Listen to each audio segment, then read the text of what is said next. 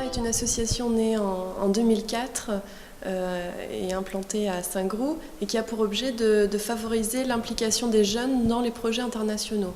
Donc, et au fur et à mesure, les premiers projets en fait, ont été montés avec le programme européen Jeunesse en Action. Donc c'est surtout la dimension européenne qui a été développée dans l'association, si bien qu'en 2006, Terra est devenue Maison de l'Europe de la Charente. Et donc le projet Entramus, qui signifie European Net of Traditional Music School, donc c'était de se faire rencontrer des professeurs de musique traditionnelle de plusieurs pays d'Europe pour qu'ils voient un petit peu entre eux comment ils enseignent ce patrimoine culturel. Ce projet a bénéficié du concours financier de différents acteurs, en premier lieu de l'Union européenne via le programme Grundvig qui traite de l'éducation des adultes, et aussi de nombreux partenaires locaux, donc des communes qui ont accueilli le projet sous forme de concert, et aussi du soutien du Conseil général de la Charente. C'est vrai que c'est un montage de projet européen avec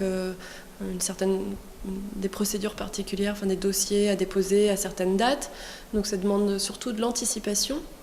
Donc ce projet a permis, on a dit, 6 rencontres d'enseignants et d'élèves de 7 pays différents qui ont donné lieu à des concerts, à des conférences.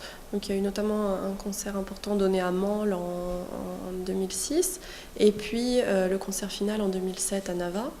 Et au-delà de ça, il y a eu un livret qui décrit les méthodes pédagogiques d'enseignement des musiques traditionnelles dans chacun des pays, avec également des partitions de morceaux traditionnels et un CD avec des enregistrements audio, des morceaux et aussi des cours, parce qu'il existe des cours de musique traditionnelle sur CD. C'est sûr que ce projet d'échange a permis aux participants et notamment aux professeurs qui étaient très impliqués d'avoir des nouvelles expériences, de rencontrer des homologues avec des méthodes différentes.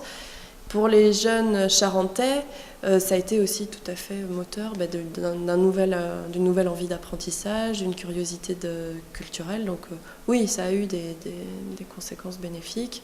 Alors je suis arrivée dans le projet au moment de l'arrivée justement des jeunes percussionnistes portugais en France, donc en Charente. Et je me suis impliquée en tant que bénévole.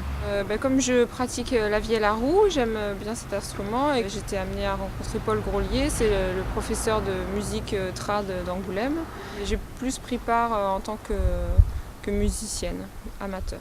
On a travaillé un peu moins d'une année sur le projet et après on a présenté donc, tout notre travail devant les autres.